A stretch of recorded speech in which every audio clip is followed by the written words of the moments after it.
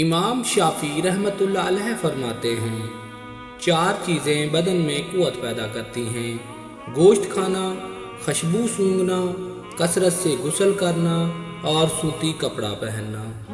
4 چیزیں نظر کو تیز کرتی ہیں: خانہ کعبہ کے سامنے بیٹھنا، سوتے وقت سرما لگانا، سبزہ زار کو دیکھنا اور صاف جگہ پر بیٹھنا۔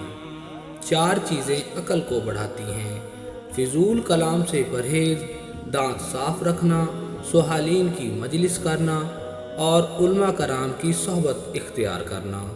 4 چیزیں رزق کو بڑھاتی ہیں: تہجد کی نماز، کثرت سے استغفار، کثرت سے صدقہ اور کثرت سے ذکر کرنا۔